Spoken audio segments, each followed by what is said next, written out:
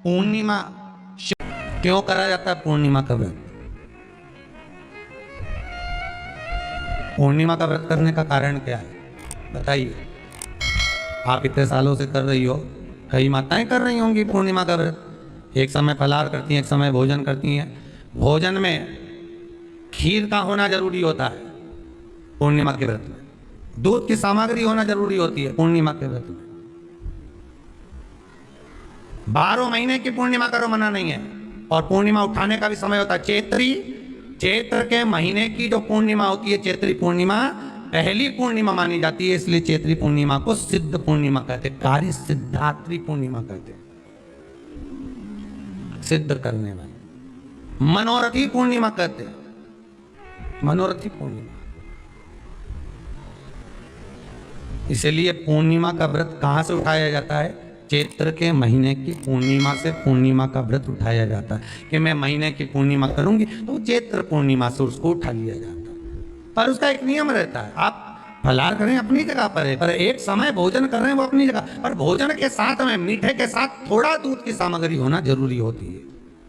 और क्यों करते हैं पूर्णिमा का व्रत, किस लिए किया जाता है, क्यों करा जाता है, उसका व्याख्यान वर्णन शिव महापुराण के अंतर्गत स्कंद पुराण में लिखा गया। स्कंद पुराण में वर्णन किया है श्री वेद व्यास जी महाराज ने। कहा ये पूर्णिमा का व्रत इसलिए किया जाता है कि व्यक्ति का जब मन गलत भ्रम में जाने लगता है, मन जब गलत जगह पर जाने लगता है, तो ये मन को गलत जगह पर ले जाने वाला कौन होता है? तो कहा ये चंद्र होता है। व्यक्ति की राशि के अंतर्गत, व्यक्ति की पत्रिका के अंतर्गत, व्यक्ति की ग्रह दशा के अंतर्गत जब चंद्र बेकार चलता है तो व्यक्ति अच्छा करते करते भी बेकार करने लग जाता है।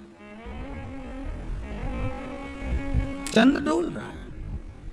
कई माताएं कहती हैं गुरुजी हमारे बेटे को आशीर्वाद दीजिए, बहुत गलत संगत में जा रहा है, मतलब समझ जाना कि चंद्र गड़बड़ जा रहा है। बेटी अगर गलत मार्ग पर जा रही है, बेटी अगर गलत संगत में जा रही है, किसी अन्य व्यक्ति को आकर्षित हो, चंद्र गड़बड़ हो रहा है, उसका चंद्र कहीं जा रहा है। कोई पुरुष, कोई लड़का, कोई गलत मार्ग पर जा रहा है, चंद्र गड़बड़ हो रहा है।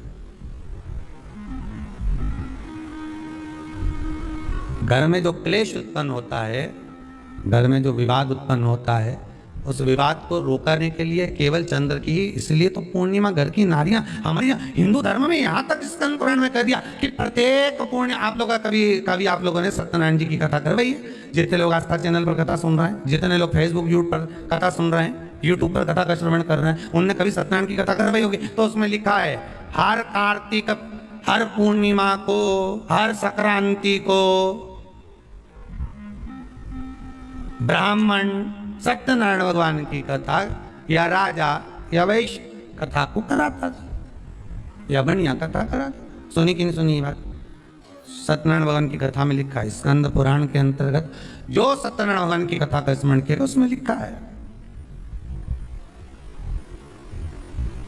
प्रत्येक संक्रांति पूर्णिमा को सत्यनारायण की कथा करवाने लगा और ये योनि को प्राप्त हुआ, इस योनि से छूटा, इस योनि में गया। लिखा है, सब कुछ लिखा है। अब उत्ते से समझ जाओ कि पूर्णिमा को सत्यनारायण की कथा करने का बोला है। पूर्णिमा को सत्यनारायण की कथा का क्यों बोला? वैसे तो रोज कराओ सत्यनारायण जी की कथा, प्रतिदिन कराओ, मना नहीं है। आप क्या कोई विशेष फंक्शन है आप सत्यनारायण जी की कथा करवा? पर पूर्णिमा संक्रांति को, और संक्रांति को पूर्णिमा को सत्यनारायण की कथा का स्मरण क्यों करवाया गया? क्योंकि पूर्णिमा के दिन अगर ये भगवान का व्रत रख लेगी, पूर्णिमा के दिन अगर ये खीर का प्रसाद बना लेगी, थोड़ा सा दूध की कोई सामग्री बना लेगी और भगवान को भोग लगा देगी, भले सत्यनारायण भगवान के भाव से बनाए, भले सत्यनारायण जी के निमित्तार्थ बना, पर अगर इसने सत्यनारायण भगवान के निमित्त से बना, पर पूर्णिमा के दिन अगर ये व्रत रखेगी, उपास रखेगी या कोई सामग्री बनाकर भगवान की पूजन कर लेगी, तो इसके घर में जो अशांति है वो शांति में बदल जाएगी। इसलिए कई घरों में आज भी सत्यनारायण भगवान की पूजन हर पूर्णिमा को करती है। माता किताब लेके बैठ जाती है, तुरंत उन्हें ऑफिस जाना, कहीं काम पे जाना, और तुरंत उसने जल्दी कलश रखा, कलश नहीं भी रखे तो भगवान की पूजन कर के ब्राह्मण देवता को बुला लेगी, ब्राह्मण नहीं आएंगे तो खुद कर लेगी, पर करती जरूर है। इतना सा आटा सेक लेगी, पंजेरी बनाई, सीरा बनाई, मिठाई रख दो, कुछ भी करेगी, पर सत्यनारायण की कथा कर ले। उसका मन लग गया उस मतलब पूर्णिमा को करना है। उसको करने से क्या होता है? शांति रहती, शीतलता है। जिसके घर में हर महीने की पूर्णिमा को खीर बनती हो, ध्यान दीजिएगा, बहुत सुंदर संवाद चल रहा है, बहुत ध्यान देने वाली बात है। प्रत्येक महीने की पूर्णिमा को जिसके घर में दूध की सामग्री बनती हो, दूध की सामग्री तैयार होती हो, खीर प्रसाद तैयार होता हो, उसके घर में कभी क्लेश नहीं हो सकता। चाहे सास बहू एक दूसरे के सामने वो कहे ना, वो सांप और नेवले की लड़ाई क्यों ना, फिर भी शांति हो जाती है। पर प्रत्येक महीने की पूर्णिमा होना चाहिए। ये नहीं कि तुमने एक महीने की पूर्णिमा पे बना लिया और दूसरे महीने की पूर्णिमा को गायब कर दिया। फिर किसी ने कह दिया आज चूरमा तो बन रहा है, दाल बाटी तो बन रही है चूरमे के साथ में, लड्डू बन रहे हैं, तो काय को खीर बना रही हो? तो तुमने अब वो खीर प्रसाद।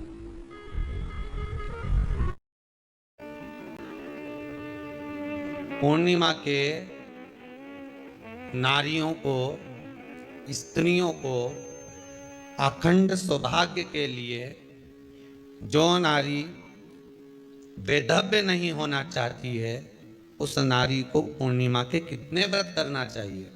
जिस नारी के यहाँ संतान नहीं हो, औलाद नहीं हो, उसको पूर्णिमा के कितने व्रत करना चाहिए। जिस नारी का पुत्र, पति बहुत बीमारी से ग्रसित हो, लग रहा हो कि ये मेरा बेटा बहुत बड़ी बीमारी में घिरा हुआ है, तो नारी को कितने व्रत करना चाहिए। स्वयं भगवान कृष्ण ने माता यशोदा को द्वापर में भी बताया है कि पूर्णिमा के 32 व्रत होते हैं। कितने व्रत होते हैं? 32।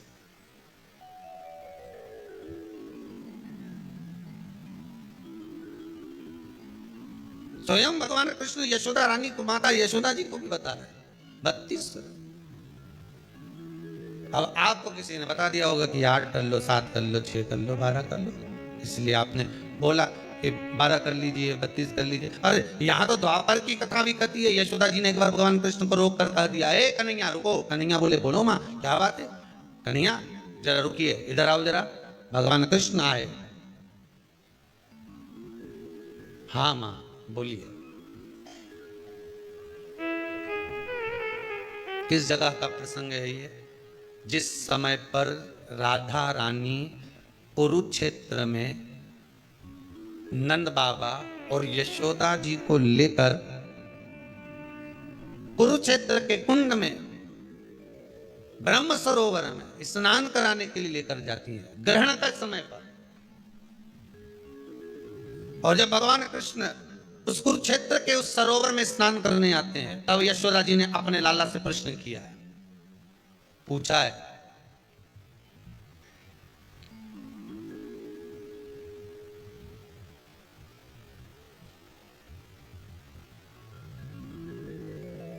कि नारी वेधव्य होकर ना मरे।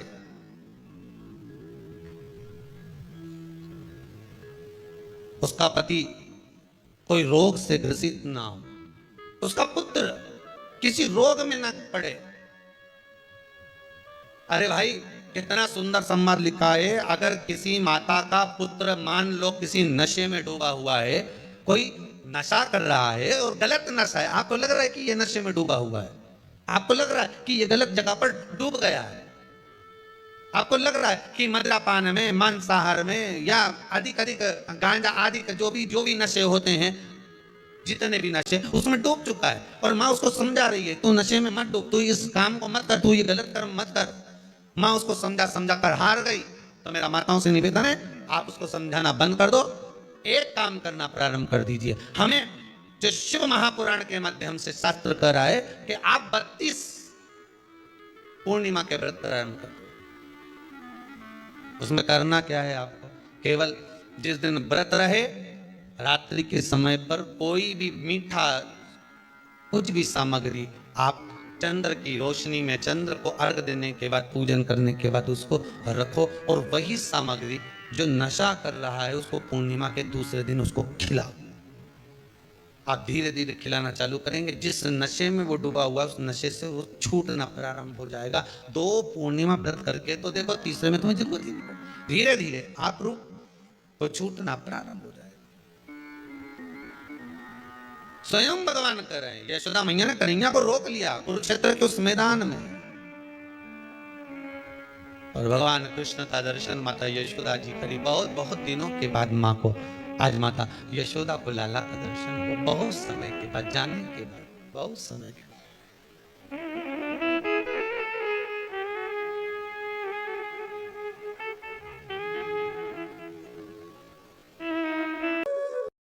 महापुराण की कथा कहती है, महाराज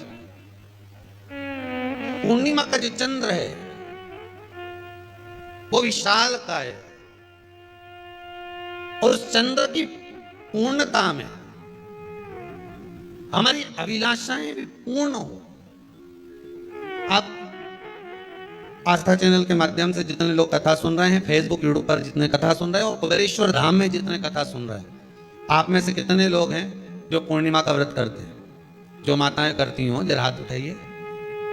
पूर्णिमा का व्रत जो करते हो ना आप लोग, रखिए हाथ। आप पूर्णिमा के व्रत में आपने कई बार किताब पढ़ी होगी पूर्णिमा की, या आपने व्रत किया होगा, या पूर्णिमा का व्रत आप धारण करे होगे, तो उसमें पूजन कौन से भगवान की होती है? पूर्णिमा के व्रत में किस भगवान की पूजन होती है? तो कहा पूर्णिमा के व्रत में केले के खंभ लगाकर पूर्णिमा का जो उद्यापन होता है, पूर्णिमा की जो पूजन होती है, उस पूजन में शंकर और पार्वती की पूजन की जाती है। शिव और नारायण की पूजन करी जाती है, शंकर और पार्वती का स्मरण किया जाता है। किसकी पूजन होती है? शिव पार्वती।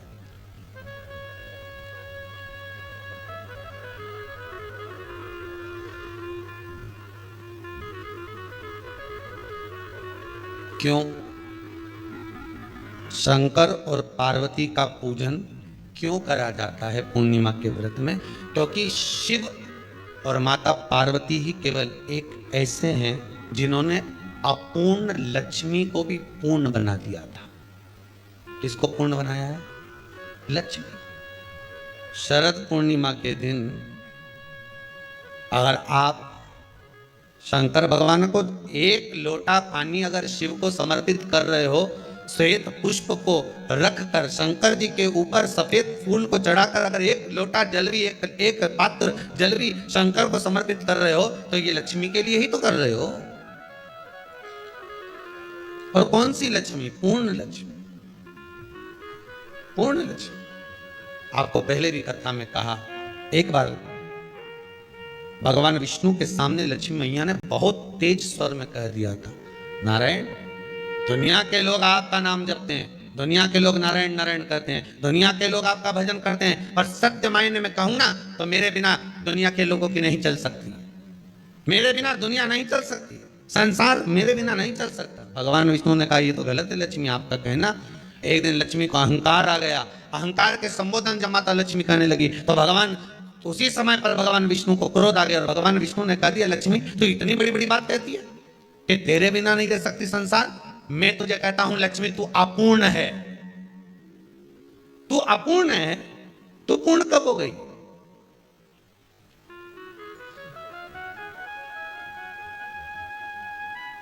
तेरी पूर्णता कहां हो गई? लक्ष्मी की आंख से आंसू बहने लगे। आज आपने मुझे अपूर्ण कहा है। आपको मालूम है आप मुझे अपूर्ण कह रहे हो? आपको ये ज्ञात हो रहा है आप मुझे अपूर्ण कर रहे हो? भगवान कहते हैं हाँ लक्ष्मी, मैंने तुझे अपूर्ण कहा है। अपूर्णता का मतलब आप जानते हो ना? भगवान कहते हैं लक्ष्मी मैं सब जानता हूं। लक्ष्मी रोती हुई माता सरस्वती के पास पहुंच गई। सरस्वती ने पूछा क्या बात है लक्ष्मी, क्यों रो रही हो? लक्ष्मी जी ने कहा क्या बताऊं सखी, मेरे पति ने आज मुझे अपूर्ण कर दिया है। तो क्यों रो रही है तू? अपूर्ण अगर कह दिया, पति ने तो कहा है ना, तो क्यों रोना? चल मेरे साथ। और सरस्वती मैया माता लक्ष्मी को लेकर सीधे पहुंच गई माता पार्वती के यहाँ। माता पार्वती के यहाँ जब पहुंची है, माता पार्वती ने लक्ष्मी जी को देखा और सरस्वती को देखा तो पूछा कि बात क्या है, क्या हो गया ऐसा? क्या हुआ क्या है ऐसा जो तुम दोनों आज मेरे पास में आई? क्या हुआ? पार्वती जी कुछ बोलती, शिव जी का ध्यान माता सरस्वती की ओर और लक्ष्मी की ओर गया और भगवान शंकर जान गए कि आज भगवान नारायण ने लक्ष्मी जी को अपूर्ण कहा है। अब देखें माता पार्वती क्या कर सकती है, इसको पूर्ण बनाने के लिए करेगी क्या? क्या हुआ? माता सरस्वती जी बोली लक्ष्मी को अपूर्ण कर दिया। अपूर्ण कर दिया? हाँ, तो क्या सोचना उसके लिए, इसको मैं अभी पूर्ण बना देती हूँ। माता जगत जननी पार्वती ने गोदी में विराजमान गणेश जी को उठाया और उठाकर लक्ष्मी जी की गोद में दे दिया। ले लक्ष्मी, आज से तू पूर्ण हो गई। लक्ष्मी, आज से तू पूर्ण है। गोदी में जब तक संतान नहीं है तो नारी को लोग अपूर्ण समझते हैं। और माता पार्वती जी ने संपूर्ण ब्रह्मांड में एक सिद्धता प्रदान कर दी कि अपने गोदी के लाल को, अपने गोदी के पुत्र को माता ने लक्ष्मी की गोद में देकर लक्ष्मी को पूर्ण बना दिया। वो दिन कौन सा था? यही शरद पूर्णिमा का दिन था। कौन सा दिन? आवाज पकड़ लिया। यही शरद पूर्णिमा का दिन था। शरद पूर्णिमा का दिन लक्ष्मी को पूर्ण करने का दिन, पूर्ण करने। केवल अमृत ही नहीं बरसता, शरद पूर्णिमा के दिन लक्ष्मी भी बरसती। लक्ष्मी पूर्णिमा के कितने व्रत होते हैं? बोलते जाओ, जरा जल्दी जल्दी बोलो। पूर्णिमा के नारियों को, स्त्रियों को अखंड सौभाग्य के लिए, जो नारी वेधव्य नहीं होना चाहती है उस नारी को पूर्णिमा के कितने व्रत करना चाहिए? जिस नारी के यहाँ संतान नहीं,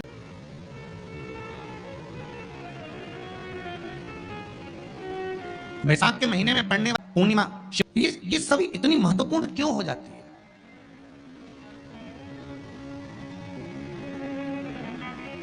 इसकी महत्वता इतनी प्रबल क्यों हो जाती है?